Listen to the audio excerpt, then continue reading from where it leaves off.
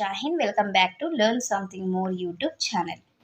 Today we will discuss 8th class chapter number 1 rational numbers exercise 1.1 లో first problem ని discuss చేద్దాం.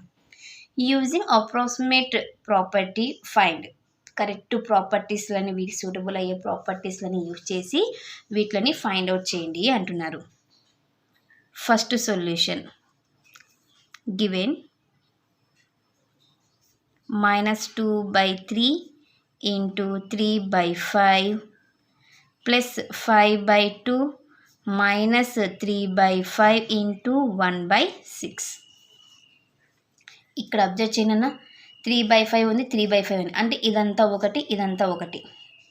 Okay, -2/3 into 3/5 minus 3/5 into 1/6. ఇది మిగిలింది కదా, లాస్ట్లో రాస్తున్నా 5/2. ఇప్పుడు ఈ రెండింట్లో నుంచి -3/5 అన్నా కామన్ చేయొచ్చు, లేదా 3/5 అన్నా కామన్ చేయొచ్చు. డిస్ట్రిబ్యూటివ్ ప్రాపర్టీ ఇది. ఓకే, -2/3 మైనస్ 3/5 కామన్ చేసిన 1/6 plus 5/2 a of b plus c or b minus c. ఒకవేళ మైనస్ కామన్ చేసి ఉంటాయి. బ్రాకెట్లోది సింప్లిఫై చేద్దాం. ఎల్సిఎం ఏమవుతుంది, 6. 3/2 -3/2 ఇంటూ 6 చేస్తే ఎంత వస్తుంది, -4 వస్తుంది. -1 ప్లస్ 5/2. 3/5 into -5/6 plus 5/2. 5 క్యాన్సల్, 3 1 జా 3 2 జా, -1/2 ప్లస్ 5/2. ఎల్సిఎం సేమ్ ఉంది కాబట్టి డినామినేటర్లో 2 వస్తుంది. -1 ప్లస్ 5, 4/2, 2 1 జా 2 2 జా. సో ఈ వాల్యూ వచ్చేసి 2. Okay, next second question. Given 2/3 into -3/7 minus 1/6 into 3/2 plus 1/14 into 2/5. Okay, yes. ఇప్పుడు చూడన్నా,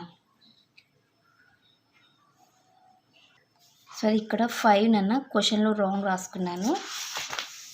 ఇది 5.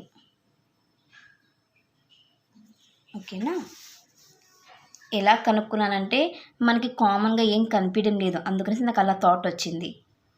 ఇప్పుడు ఇదంతా ఒక టర్ము, ఇదంతా ఒక టర్మ్ అనుకోండి, ఒక చోట రాసుకోండి. 2/5 ఇంటూ -3/7 ప్లస్ 1/14 ఇంటూ 2/5. క్యాన్సిల్ చేయొద్దండి, ఓకేనా. నెక్స్ట్ ఇది 1/6 ఇంటూ 3/2. ఈ రెండింట్లో నుంచి 2/5ని కామన్ చేస్తాను.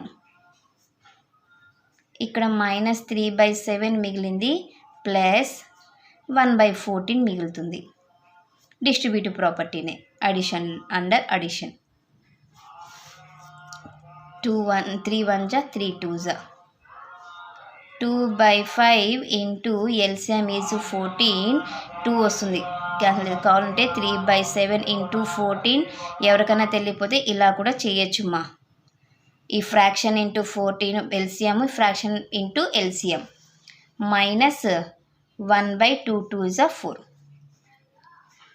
2/5 ఇంటూ 7 1 జా 7 2 జా, 14 1 జా 14 1 జా, 3 2 జా 6, -6 ప్లస్ 1/14 -1/4.